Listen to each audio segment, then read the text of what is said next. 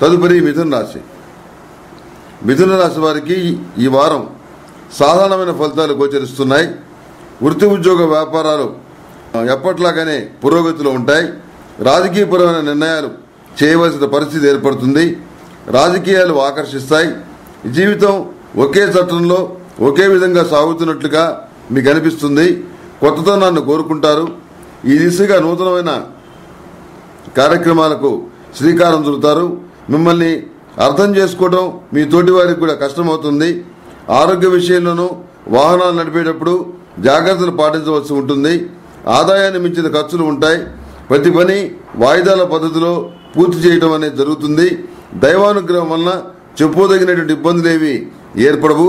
ఇతరుల నుండి సలహాలు సూచనలు గతంలో కన్నా ఎక్కువగా తీసుకుంటారు. చివరికి సొంత నిర్ణయాన్ని అమలు చేస్తారు. నిత్యం కాలభైరవ అష్టకాన్ని పఠించడం చెప్పదగిన సూచన.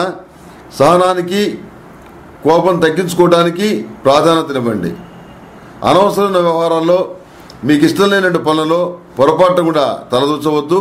విందులకి వినోదాలకి దూరంగా ఉండాలని చెప్పని ఖచ్చితంగా నిర్ణయించుకుంటారు. మీ ఆధ్వర్యంలో నడుస్తున్నటువంటి విద్యా సంస్థలు కానీ సేవా సంస్థలు కానీ అనాథ శరణాలయాలు కానీ వీటన్నిటికీ కూడాను మంచి పేరు ప్రఖ్యాతులు నిధులు వచ్చేటువంటి పరిస్థితి స్పష్టంగా గోచరిస్తోంది. సంతాన పురోగతి బాగుంటుంది. విద్యా సంబంధమైన విషయాలు విదేశీయాల సంబంధమైన విషయాలు మొదలైనవి లాభిస్తాయి, సానుకూల పడతాయి. ఏ కోణంలో చూసినా మీ వైపు తప్పు లేకుండా అన్ని విధాలుగా జాగ్రత్త పడతారు. ₹1 ఆశించిన చోట మీకు ₹10 వచ్చే పరిస్థితి గోచరిస్తోంది. ఈ వారం చాలా అనుకూలంగా ఉంది మిథున రాశి వారికి. ఈ మిథున రాశి వారు కూడాను ఈ నెల 27వ తేదీన మహాశివరాత్రి నాడు మహాపాశుపత హోమం చేయటం చెప్పదగినటువంటి సూచన.